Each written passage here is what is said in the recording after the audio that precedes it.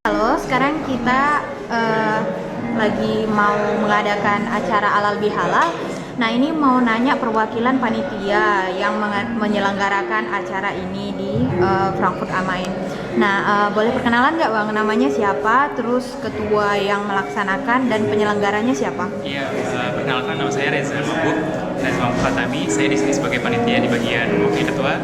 Ketua kita pada acara pagi hari ini yaitu Rehan Faras. Mungkin dia juga sedang berkeliling untuk mengontrol kegiatan yang berlangsung. Tapi kami di sini hanya sebagai bagian yang melaksanakan. Di atas kami masih tetap ada Vorsitzend, yaitu Pak Demarji dan Bang Tito selaku ketua MMI. Dan ya, kami di sini menyelenggarakan kegiatan halal bihalal pada hari ini, insya Allah sampai jam 4 sore. Oke, untuk acara ini kan ada apanya sih namanya dananya, pembiayaan dananya itu kita kumpulkan dari mana ya Bang? Sebenarnya untuk dana sendiri kita ada untuk infak dari donatur juga ada, dan mereka-mereka yang ingin membantu ikut dalam turut serta seperti sumbangan makanan itu juga Gerna kita menerimanya.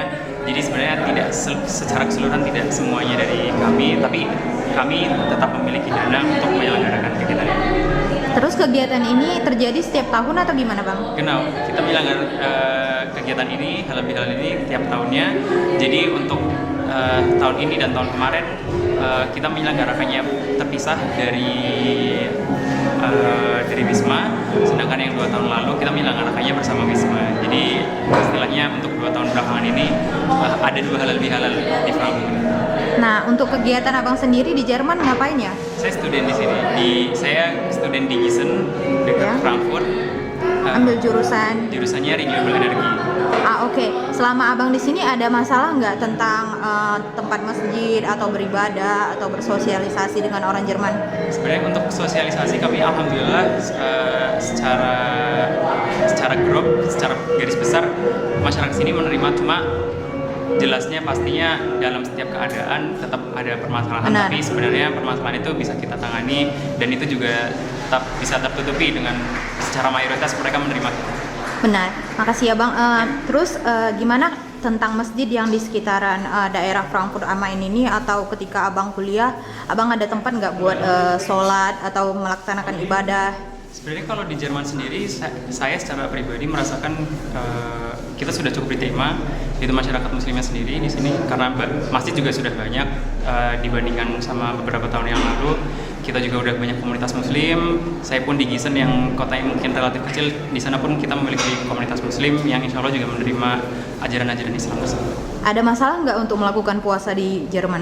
Sebenarnya permasalahan itu bukan tidak datang dari masyarakatnya, tapi Iya, mungkin benar. tetap dari weathernya atau waktunya itu sendiri, karena memang di Jerman sendiri waktu untuk berpuasa itu lebih dibandingkan dari yang di Indonesia. Benar-benar. Terus apa sih suka duka sebagai pelajar di daerah Jerman, khususnya Frankfurt am Main? Apa ada kesulitan nggak untuk mengikuti komunitas atau melaksanakan acara seperti ini? Misalnya pembiayaan gedung atau gimana gitu? Semuanya lancar kan? Sebenarnya sampai saat ini pun saya tidak mendengar ada permasalahan yang cukup signifikan. Iya, oke. Tapi dari masyarakat sendiri itu menurut saya cukup suportif terhadap kita kaum muslim. Jadi kita dalam menyewa gedung, kita dalam menyelenggarakan kegiatan Iya. ini. Bahkan pemimpin kotanya di sini pun juga sebenarnya cukup suportif dalam menyelenggarakan kegiatan ini. Seperti ketika kita mengundang mereka gerne untuk datang ketika mereka tidak berhalangan. Dan ya tiap tahunnya kita juga tetap mengadakan hubungan yang cukup erat dengan Burgermeister di sini. Oke, good. Kira-kira apa sih suka dukanya tinggal di Jerman sebagai orang Muslim? Suka dukanya di Jerman tentu aja. Sukanya pertama. Oh, sukanya dulu ya. Sukanya tentunya kita punya teman baru di sini, di mana kita bisa menganggap teman tersebut sebagai keluarga baru kita di sini, karena kita istilahnya tidak ada tempat untuk berteduh, tidak ada tempat untuk mengadu selain kepada teman-teman kita yang kita bikin sendiri, yang kita anggap sebagai keluarga. Dan dukanya tentu saja kita jauh dari keluarga, yang vibe dari Lebaran tersebut kita tidak dapat merasakannya di sini. Tapi itu kembali lagi kita harus bisa adaptif terhadap kondisi yang ada di Jerman. Kita harus membuat keluarga dan ya. Oke, itu dukanya ya. Nah, abang bisa nggak kasih pesan buat orang-orang Muslim yang masih takut untuk pergi ke Jerman, di mana Jerman mayoritasnya kan kita tahu kalau lebih banyak yang Kristen.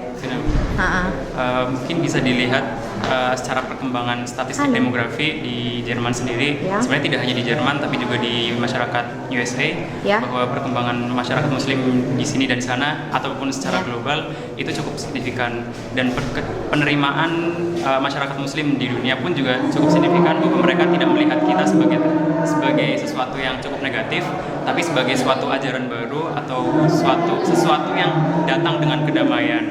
Dan sebenarnya itu bukanlah sesuatu yang perlu ditakutkan oleh kita seperti saya sebagai masyarakat Muslim, karena itu kembali lagi bahwa masyarakat di sini mereka sudah melihat masyarakat Muslim sebagai suatu kedamaian dan bukan sebagai suatu ancaman. Oke, makasih ya Bang buat wawancara singkatnya. Makasih, kita boleh foto lah di situ. Makasih ya Bang. Hai semua, jadi gini, kemarin aku pergi ke sana itu suasananya agak kurang mendukung. Kurang mendukungnya bukan dari cerita acara, tapi dari aku pribadi sih. Ini nggak masalah besar. Saat itu aku ke teman strawberry, aku nggak mau ikut, cuma ini kayak rencana tiba-tiba, jadi aku nggak ada yang ikut. Jadi setiap tahun itu ada acara orang-orang yang datang ke kebun strawberry buat metik strawberry yang dipetik itu dibayar, tapi yang dimakan yang dibayar. Jadi kami kemarin itu menghabiskan euro buat 6 atau 7 euro buat 2 kilo strawberry. Dan acara ini ada di setiap region. Kebetulan kami di region Rheinhessen. So aku bikin video singkat aja tentang strawberry ini, dan makasih ya buat yang aku wawancarai di acara awalnya kemarin. Aku bisa nanya video alamat IG atau alamat Facebooknya, karena aku merasa kalau teman-teman kenal sama abang atau kakak ini, boleh komen di video aku, dan komen subscribe-nya. Buat yang subscribe, kalian bisa komen kalau aku kurang subscribe kalian, ya aku bakal subscribe. Thank you, and sampai jumpa. Cheers.